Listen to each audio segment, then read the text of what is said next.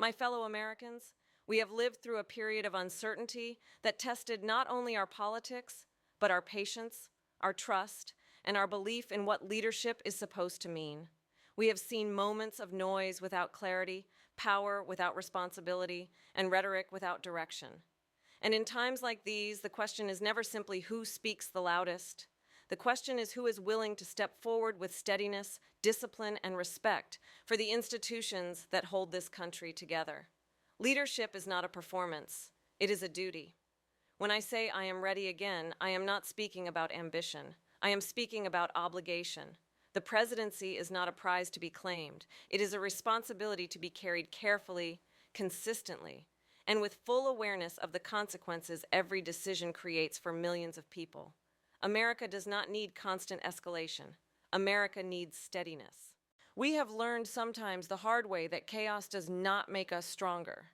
Silence in moments of accountability does not protect us, and governing through grievance does not build a future. What sustains a democracy is not outrage but trust, not dominance but legitimacy, not personal loyalty but fidelity to the Constitution. I have spent my career working inside the system as a prosecutor, as a senator, as vice president, and I know that institutions matter. They matter because they protect people who have no power. They matter because they ensure fairness when it is inconvenient. They matter because without them, no promise made by a leader can be trusted to last. In recent years, we have seen how fragile trust can become when leadership treats norms as obstacles rather than safeguards. When public office is used to divide instead of unite, when responsibility is avoided instead of embraced, that kind of leadership does not collapse a democracy overnight. It weakens it gradually by teaching people to expect less from those in power. I believe Americans deserve more than that. Readiness for the presidency is not measured by applause or headlines. It is measured by preparation, by judgment, by the ability to act decisively without inflaming fear, by the willingness to tell the truth even when it is uncomfortable, and by the discipline to accept limits, because real strength comes from restraint. I am ready because I understand the weight of the office. I am ready because I respect the boundaries of power. And I am ready because this moment demands leadership that lowers the temperature instead of raising it. At a crossroads like this, leadership means restoring confidence. Confidence in elections, confidence in the rule of law, confidence that our government serves the public rather than itself. It means reaffirming that disagreement is not disloyalty and that accountability is not an attack. These principles are not partisan. They are foundational. The presidency must be a stabilizing force. Markets respond to stability. Allies depend on it. Communities rely on it. When leadership is predictable, institutions can function. When institutions function, people can plan their lives with confidence. That is how democracies endure. I am stepping forward again because I believe deeply in this country's capacity to correct itself. We have done it before. Every generation has faced moments when the future felt uncertain, when norms were tested, when the easy path was to retreat into cynicism. Each time progress came not from despair, but from engagement. This is one of those moments. Leadership now requires more than commentary. It requires responsibility. It requires listening as much as speaking. And it requires remembering that the presidency is larger than any one individual. It belongs to the people, and it must be exercised in their service. I am ready again, not to divide, not to inflame, not to dominate, but to lead, to steady the country, to defend its institutions, and to ensure that the next chapter of American leadership is defined not by chaos, but by purpose. My fellow Americans, there is a simple truth that has guided my entire career in public service. No democracy survives without strong institutions, and no institution survives without respect for the rule of law. Personalities come and go. Parties rise and fall. But what endures, what must endure, are the systems that protect our freedoms when power is tested. I want to be very clear about this moment in our history. This is not a debate about ideology. It is not a clash of personalities. It is a question of whether the rules apply to everyone or only to some. Institutions are not abstract concepts. They are the courts that defend individual rights. They are the election systems that give every citizen a voice. They are the inspectors, prosecutors, and public servants who uphold accountability when it is inconvenient or unpopular. These systems do not exist to serve leaders. Leaders exist to serve them. When institutions are respected, democracy works quietly and effectively. When they are undermined, democracy does not collapse all at once. It erodes. We have seen how dangerous it becomes when leaders frame accountability as persecution, when courts are treated as political tools, and when the press is dismissed rather than engaged. That approach does not strengthen a nation. It weakens public trust and teaches citizens to doubt the very systems designed to protect them. I believe leadership means reinforcing institutions, not attacking them. Throughout my career as a prosecutor, as Attorney General, as a United States Senator, and as Vice President, I have worked within these systems because I understand their purpose. Accountability is not punishment, it is protection. Transparency is not weakness, it is legitimacy. The presidency carries extraordinary power. That power must be exercised with humility and restraint. The moment a leader believes themselves above the law, democracy enters dangerous territory. History shows us this again and again. Nations do not lose their freedom because the rules disappear. They lose it because leaders convince people the rules no longer matter. Readiness for the presidency is measured by respect for limits. A president does not decide which investigations are legitimate based on convenience.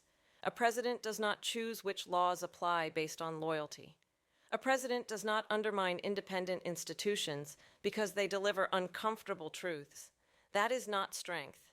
That is avoidance. America's stability depends on predictability. Businesses invest when rules are clear. Allies cooperate when commitments are reliable. Citizens participate when outcomes are trusted. When institutional integrity is questioned, uncertainty spreads, markets hesitate, partners pull back, communities lose confidence. This is not theory, it is reality. And it is why restoring respect for institutions is not just a legal priority. It is an economic and national security necessity. I am ready again because I understand this responsibility. Being ready means accepting scrutiny. It means welcoming oversight. It means recognizing that leadership is accountable not only to voters, but to the Constitution itself. That accountability is not an obstacle to governance. It is the foundation of legitimacy. We must reject the idea that democracy is fragile or optional. It is resilient, but only if we defend it.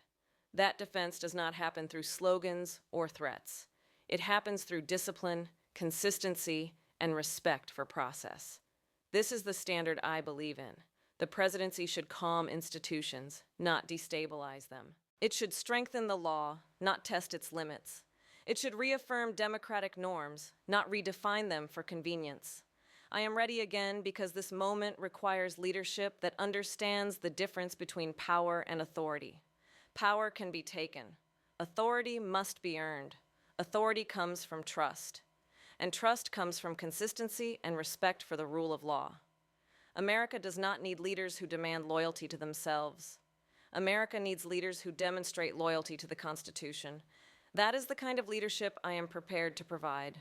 Steady, accountable, and rooted in the institutions that make this country strong.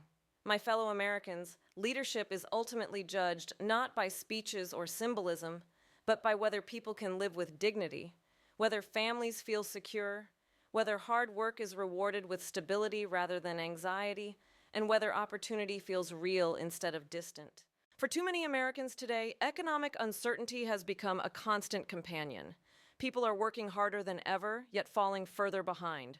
Rent is rising, groceries cost more, healthcare feels out of reach, childcare strains family budgets, and too many households are one emergency away from crisis.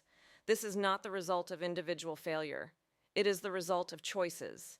Economic policy is not abstract. It shapes daily life. When wages stagnate and costs rise, trust in institutions erode us.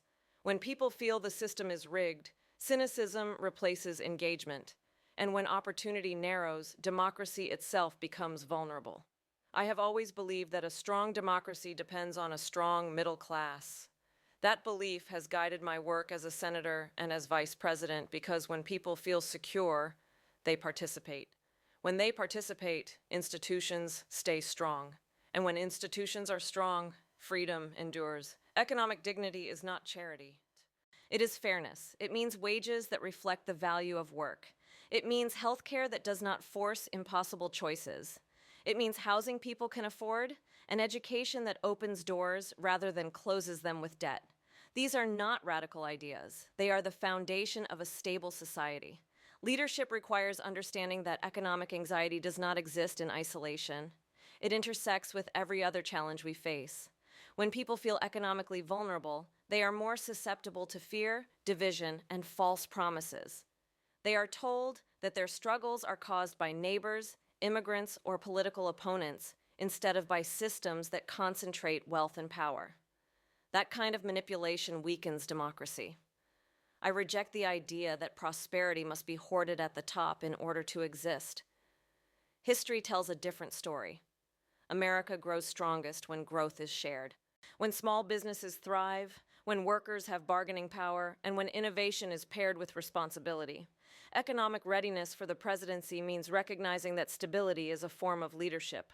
Markets value predictability. Employers value consistency. Families value confidence that tomorrow will not be worse than today. Chaos is not a growth strategy. Division is not an economic plan. We need policies that reward work, protect consumers, and support entrepreneurship without sacrificing fairness. We need to invest in infrastructure, technology, and clean energy in ways that create jobs now and resilience for the future. And we need to ensure that economic progress does not come at the expense of basic rights or democratic accountability. I am ready again because I understand that economic leadership is inseparable from democratic leadership. When people believe the system works for them, they defend it. When they believe it is stacked against them, they disengage. That disengagement creates space for extremism, instability, and institutional decay. We have seen this pattern before, not only in our own history, but around the world. Economic injustice and democratic decline often rise together. The presidency must confront that reality honestly.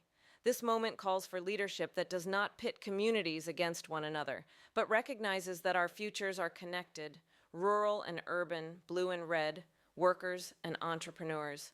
Our economy is strongest when it includes everyone. I am ready again because I believe economic policy should restore faith, not fuel resentment. It should expand opportunity, not narrow it, and it should treat dignity as a core value, not a talking point. America's promise has always been that effort matters, that work leads somewhere, that the next generation can do better than the last. That promise is not guaranteed. It must be renewed through choices that reflect our values. Economic leadership is not about domination or disruption for its own sake. It is about stewardship. Stewardship of resources, stewardship of opportunity, and stewardship of trust. I am prepared to lead with that understanding because when economic security grows, democracy grows with it. And when people feel seen, respected, and supported, they choose participation over despair. That is how nations remain strong. My fellow Americans, the strength of this nation has never rested solely on our economy or our military. It has rested on our credibility, on the trust others place in our word, on the belief that when America speaks, it does so with consistency, responsibility, and respect for democratic values. The world is watching us. Every decision made in Washington sends signals far beyond our borders. Allies adjust their plans. Markets recalibrate. Democracies under pressure look to see whether the United States still stands for the principles it once championed without hesitation. Leadership on the global stage begins at home with stability, clarity, and unity. In recent years, that clarity has been tested. When American leadership appears unpredictable, when commitments feel conditional, and when democratic norms are questioned internally, the consequences are not abstract. They are immediate. Alliances weaken. Diplomatic influence fades and adversaries exploit uncertainty. True leadership does not rely on intimidation. It relies on credibility. As Vice President, I have represented the United States abroad. I have sat across the table from world leaders who want to know whether America will honor its commitments, whether our institutions are stable, and whether our democracy is resilient. Those conversations are not about personalities. They are about reliability. A president's words shape global reality. When America is steady, we strengthen alliances built on trust. We resolve conflicts through diplomacy. We lead coalitions instead of fracturing them. When America is divided and erratic, the space we vacate is filled by those who do not share our values. Readiness for the presidency means understanding that leadership abroad is inseparable from unity at home. A nation consumed by internal division cannot project confidence externally. A government that treats disagreement as disloyalty undermines its own legitimacy. Unity does not mean uniformity. It means recognizing that democracy is strengthened by debate, not weakened by it. I believe deeply in America's role as a democratic leader, not because we are perfect, but because we are committed to improvement. That commitment requires honesty about our challenges and resolve in addressing them. At home, unity begins with respect. Respect for differences, respect for institutions, respect for the idea that political opponents are not enemies. The presidency must set that tone. It must reject the politics of humiliation and embrace the politics of responsibility. It must remind Americans that disagreement is not a threat and that pluralism is not weakness. I am ready again because I understand the cost of division. Division slows progress. Division erodes trust. Division weakens democracy. Unity, by contrast, creates resilience. It allows us to respond to crises with coordination rather than chaos. It enables bipartisan solutions when challenges demand them. And it reassures the world that America's democratic experiment remains alive and credible. On the global stage, leadership today requires partnership. Climate change, economic stability, public health, and security threats do not stop at borders. They demand cooperation grounded in mutual respect. America cannot solve these challenges alone. But we can lead. Leadership is not dominance. Leadership is responsibility. I am prepared to lead with diplomacy that is firm but principled, alliances that are strengthened rather than strained, and a foreign policy that reflects our values as well as our interests. America's voice should be clear, consistent, and guided by respect for democracy and human dignity. At home, leadership requires healing. Healing does not mean ignoring injustice. It means addressing it honestly. It means ensuring that every community feels heard and valued. The presidency should be a unifying force, reminding us that our shared future matters more than our divisions. It should lower the temperature, elevate dialogue, and reaffirm that democracy depends on participation, not intimidation. I am ready again because this moment demands leadership that sees the whole picture, the connection between domestic stability and global credibility, between unity at home and strength abroad. America's story has always been one of renewal. We have faced division before. We have endured uncertainty before. Each time progress came when leaders chose responsibility over ego and unity over resentment. That choice remains before us. I am ready to make it for America's role in the world, for unity at home, and for a future defined not by fear, but by confidence in who we are and what we stand for.